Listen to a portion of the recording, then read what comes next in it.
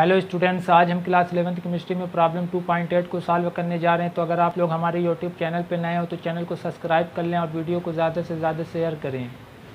तो वीडियो शुरू करने से पहले हम आप लोगों से ये कहना चाहेंगे कि आप वीडियो अंत तक देखें, तभी क्वेश्चन समझ में आएगा। तो आइए हम अपना आज का वीडियो शुरू करते हैं। देखिए, प्रॉब्लम 2.8 में हमसे कह रहा है when electromagnetic radiation of wavelength 300 nanometer falls on the surface of sodium electrons are emitted with a kinetic energy of 1.68 into 10⁵ joule per mole. What is the minimum energy needed to remove an electron from sodium?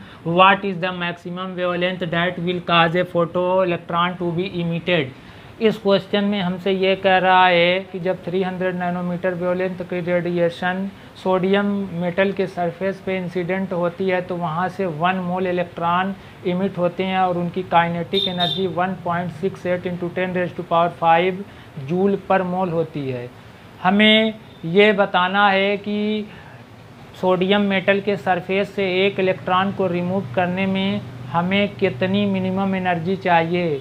Means किसी भी metal के surface से एक electron को emit करने के लिए या रिमूव करने के लिए जितनी एनर्जी की रिक्वायरमेंट होती है उसको हम क्या कहते हैं, उसको हम कहते हैं वर्क फंक्शन। तो हमको क्या निकालना है, वर्क फंक्शन। आगे इसी क्वेश्चन में हमें मैक्सिमम वेवलेंथ, वो मैक्सिमम वेवलेंथ हमको पता करना है कि जिससे ज़्यादा वेवलेंथ हो जाने पर फोटो इलेक्ट्रिक इफेक्ट परफॉर्म न करे। तो उस वेवलेंथ को हम बताए हैं कि थ्रेशोल्ड वेवलेंथ कहते हैं। तो इसमें दो चीज़ें हमको कैलकुलेट करना है, एक वर्क फंक्शन और दूसरा थ्रेशोल्ड वेवलेंथ। तो आइए हम अपना क्वेश्चन सॉल्व करना स्टार्ट करते हैं। तो यहाँ से हम देख रहे हैं कि जो रेडिएशन आ रहा है उसकी वेवलेंथ कितनी है, 300 नैनोमीटर है। जो रेडिएशन इंसिडेंट हो रहा है उसकी वेवलेंथ 300 नैनोमीटर है। तो जो रेडिएशन आ रहा है particle nature of electromagnetic radiation से, उस रेडिएशन में फोटान्स होंगे। तो उसमें जो फोटान है उसमें से हम एक फोटान की एनर्जी को कैलकुलेट करेंगे। तो एक फोटान की एनर्जी कैसे कैलकुलेट होती है, तो एक फोटान की एनर्जी होती है E=hν। ठीक, तो वही चीज़ यहाँ पे देखो, हम पहले वेवलेंथ को कैलकुलेट यहाँ पे राइट डाउन कर लेंगे। तो लैम्डा = 300 नैनोमीटर, फिर 300 × 10⁻⁹ मीटर। जब हम इसमें 10⁻⁹ का मल्टीप्लाई कर देंगे तो मीटर में कन्वर्ट हो जाएगा। अब हम 300 को लिख सकते हैं 3 × 10⁻²। 10⁻² मतलब क्या होता है, 10⁻² = 10 × 10 क्या होता है, 100 होता है। तो ये हो जाएगा 3 × 10⁻²। अब देखो 10⁻² और 10⁻9 मल्टीप्लाई में है तो दोनों क्या होगा, ऐड होगा। तो 10⁻⁻ कितना हो जाएगा, -9 + 2। अब साइन अलग अलग है तो बचेगा 10⁻⁻7। वहीं यहाँ पे आया 10⁻⁻7 मीटर। तो हम यहाँ से एक फोटान की एनर्जी कैलकुलेट करेंगे। तो एक फोटान की एनर्जी E=hν। क्या होता है, एक फोटान की एनर्जी E=hν। अब यहाँ पे हम वैल्यूज़ को रखेंगे। तो E=hν, h तो हमको पता है प्लांक कांस्टेंट होता है, न्यू क्या है, फ्रीक्वेंसी ऑफ इंसिडेंट रेडिएशन है। तो फ्रीक्वेंसी नहीं दिया, वेवलेंथ दिया है। तो हम फ्रीक्वेंसी को वेवलेंथ में कन्वर्ट कर लेंगे। न्यू क्या होता है, C/λ। तो न्यू की जगह हम C/λ पुट कर देंगे। तो ये हो गया E=hc/λ। अब इसके बाद हम वैल्यूज़ को रखेंगे। तो h की वैल्यू होती है 6.626 × 10⁻⁻34। C की वैल्यू होती है 3 × 10⁸ अपान लैम्डा हमने यहाँ पे लिया है 3 × 10⁻⁻7। तो यहाँ लिखेंगे 3 × 10⁻⁻7। देखो 3 से 3 कैंसिल आउट हो जाएगा। तो E हो जाएगा, देखो 6.626 × 10⁻⁻34 + 8 और ये ऊपर जाएगा तो +7 हो जाएगा। अब यहाँ से हम E कैलकुलेट करेंगे तो हो जाएगा 6.626 × 10⁻, जब 34 में से 15 को माइनस करेंगे तो हमको कितना मिलेगा, कितना हो जाएगा, -19। और ये एनर्जी है, इसका यूनिट क्या होगा, जूल हो जाएगा। तो एक फोटान की एनर्जी हमको कितनी मिल गई, 6.626 × 10⁻⁻19 जूल। अब हम कैलकुलेट करेंगे 1 मोल फोटान की एनर्जी। तो हम लिखेंगे एनर्जी ऑफ 1 मोल फोटान और उसको रिप्रेजेंट करेंगे E1 मोल। इसको हम क्या पढ़ेंगे, energy of 1 mole photon is equal to E1 mole, यहाँ पे फोटान भी लिख दें, energy of 1 mole photon is equal to क्या होगा, एक मोल में जितने भी फोटान होते हैं उसको मल्टीप्लाई कर दो एक फोटान की एनर्जी से। तो एक मोल में कितने फोटान होंगे, तो होंगे 6.022 × 10⁻23 और एक फोटान की एनर्जी आई है 6.626 × 10⁻⁻19। तो इसको यहाँ पे मल्टीप्लाई में लिख देंगे 6.626 × 10⁻⁻19। अब जब हम इसको मल्टीप्लाई करेंगे तो E1 मोल फोटान हमको, देखो इसका और इसका मल्टीप्लाई करेंगे तो हमको मिलेगा 39.9। हमको क्या मिलेगा, 39.9 मल्टीप्लिकेशन करने पे इंटू 10⁻⁻ कितनी हो जाएगी, यहाँ आप देखो -19 है और यहाँ पे पावर है 23। तो जब सॉल्व करेंगे तो हो जाएगा पावर 4। अब is equal to E1 mole photon, E1 mole photon is equal to, तो इस पॉइंट को यहाँ लेके आएंगे तो पावर 1 इंक्रीज हो जाएगी। तो ये हो जाएगा 3.99 × 10⁻5 जूल पर मोल। एक मोल फोटान की हमने एनर्जी यहाँ पे कैलकुलेट कर ली। अब इसके बाद हमको क्या करना है, अब हम फार्मूला लगाएंगे अब हम फार्मूला लगाएंगे वर्क फंक्शन का।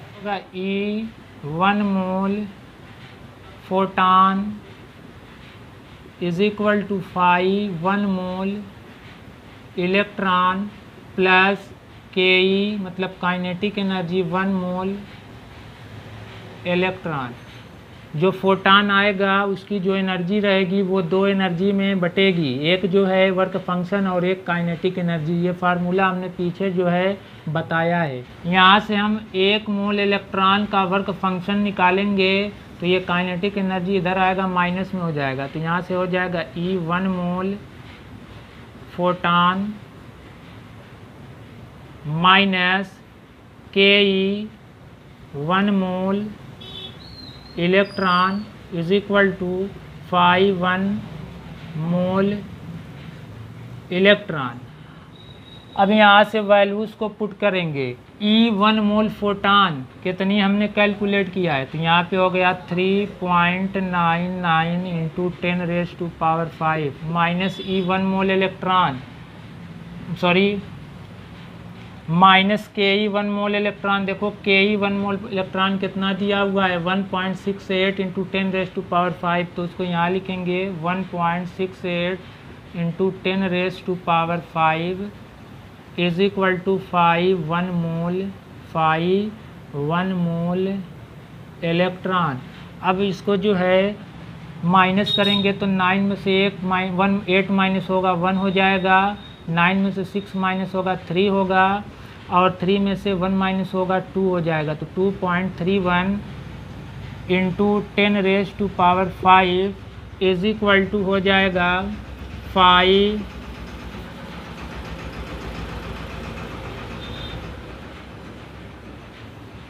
1 मोल इलेक्ट्रॉन। 1 मोल इलेक्ट्रॉन की जो 1 मोल इलेक्ट्रॉन का वर्क फंक्शन यहाँ पे हमने कैलकुलेट कर लिया। अब हमको क्या करना है, एक इलेक्ट्रॉन को सोडियम मेटल से रिमूव करने के लिए कितना जो है हमको एनर्जी रिक्वायर्ड है वो निकालना है। तो उसको क्या कहते हैं, वर्क फंक्शन कहते हैं। तो वर्क फंक्शन यहाँ से लिखेंगे is equal to 5 1 mole electron, 5 1 mole electron minus 5 1 mole electron upon number of electron in 1 mole, number of electron in 1 mole. तो अब देखेंगे, यहाँ से इरेज कर रहे हैं, अब देखेंगे इधर 5 1 मोल इलेक्ट्रॉन कितना आया है 2.31, तो यहाँ से हम 5 निकलेंगे, 5 लिखेंगे तो 5 इज इक्वल टू हो जाएगा 2.31 इंटू 10 रेज़ टू पावर 5 अपान में नंबर ऑफ इलेक्ट्रॉन इन 1 मोल। 1 मोल में कितने इलेक्ट्रॉन होंगे, तो 1 मोल में इलेक्ट्रॉन होंगे 6.022 into 10 raise to power 23, 231 upon में 602.2 into 10 raise to power 5 minus 23। अब यहाँ से 5 की वैल्यू कैलकुलेट करेंगे तो 5 इज इक्वल टू, देखो इसमें 10 से मल्टीप्लाई कर देंगे तो पॉइंट हट जाएगा, इसी तरह ऊपर भी 10 से मल्टीप्लाई करना होगा, तो ये हो जाएगा 2310 अपान 6022 इंटू 10 रेज़ टू पावर कितनी है, देखो 5 माइनस करेंगे, 5 जब निकालेंगे 23 में से तो -18 बचेगा। अब 5 की वैल्यू हम कैलकुलेट करेंगे, देखो 2310 अपान 6020, जब इसको जो है हम सॉल्व करेंगे तो हमारा आएगा 0.384, जब इसको इससे डिवाइड करेंगे तो 0.384 आएगा इंटू 10 रेज़ टू पावर -18। अब इस पॉइंट को यहाँ शिफ्ट करेंगे तो अब हम क्या करेंगे, इस पॉइंट को राइट में शिफ्ट करेंगे 1 डिजिट, तो जितने डिजिट पॉइंट को राइट में शिफ्ट किया जाता है उतनी पावर माइनस में 10 की लिखी जाती है। तो 5 इज इक्वल टू क्या हो जाएगा 3.84 इंटू 10 रेज़ टू पावर -18 -1, तो फाइनली हमारा 5 इज इक्वल टू आ गया 3.84 into 10 raise to power -19 joule. ये हमारी वर्क फंक्शन की वैल्यू आ गई। अब हमें थ्रेशोल्ड वेवलेंथ की वैल्यू कैलकुलेट करना है, तो हम जानते हैं work function is equal to Planck constant into threshold frequency. हमको थ्रेशोल्ड वेवलेंथ कैलकुलेट करना है, तो इसको C अपान लैम्डा नॉट लिख देंगे, तो 5 इज इक्वल टू हमारा हो जाएगा HC अपान में लैम्डा नॉट। अब वैल्यूज़, अब इसको इधर लेके आएंगे तो lambda naught is equal to हो जाएगा HC अपान में 5। अब वैल्यूज़ को पुट करेंगे, H की वैल्यू होती है 6.626 into 10 raise to power -34 into C की वैल्यू पुट करेंगे 3 into 10 raise to power 8 upon में लैम्डा नॉट, अपान में 5 की वैल्यू लिखेंगे 3.84 इंटू 10 रेज़ टू पावर -19। अब जब 3 का मल्टीप्लाई इसमें कर देंगे तो हमारी वैल्यू आएगी 19.878, मल्टीप्लाई करने में कितना आएगा 19.878 अपान में कितना है 3.84 इंटू देखो 10 रेज़ टू पावर -34 प्लस 8 और ये ऊपर जाएगा तो प्लस हो जाएगा +19। अब जब इसको सॉल्व करेंगे तो ये हो जाएगा, देखो पॉइंट से पॉइंट कटेगा तो यहाँ पॉइंट आ जाएगा, तो ये हो जाएगा 1987.8 अपान में 384 इंटू 10 रेज़ टू पावर, देखो 19 और 8 कितना हो गया 27 हो गया। 27 को माइनस करना है 34 में से, तो कितना बचेगा, तो जब 27 को 34 में से माइनस करेंगे तो 7 आएगा -7। अब इसके बाद इस पॉइंट को यहाँ से रिमूव करने के लिए 10 से ऊपर नीचे मल्टीप्लाई कर देंगे तो इज इक्वल टू हो जाएगा 19878 अपान में 3840। 10 से मल्टीप्लाई नीचे कर देंगे तो 1 0 बढ़ जाएगा इंटू 10 रेज़ टू पावर -7। अब यहाँ से हम लिखेंगे lambda naught is equal to, जब इसको डिवाइड करेंगे इससे तो हमको मिलेगा 5.17 और इंटू 10⁻⁻⁷। अब lambda naught is equal to, इस पॉइंट को रिमूव करेंगे तो पॉइंट के राइट में कितने डिजिट्स हैं, 2 डिजिट्स। तो क्या होगा, जब रिमूव करेंगे तो इसमें माइनस में 2 पावर बढ़ेगी, तो ये हो जाएगा 517 इंटू 10⁻⁻7-2। तो lambda naught is equal to हो जाएगा 517 इंटू 10⁻⁻9। अब 10⁻⁻9 को क्या कहते हैं, नैनो कहते हैं। तो lambda naught is equal to यहाँ से हो जाएगा 517 नैनोमीटर। तो ये हमारा थ्रेशोल्ड वेवलेंथ की वैल्यू कैलकुलेट हो गई। तो हम उम्मीद करते हैं कि आप लोगों को आज का ये क्वेश्चन समझ में आया होगा। तो इसी तरह के वीडियो को पाने के लिए हमारे चैनल को सब्सक्राइब करें और वीडियो को ज़्यादा से ज़्यादा शेयर करें। मिलेंगे नेक्स्ट वीडियो में, तब तक के लिए गुड बाय।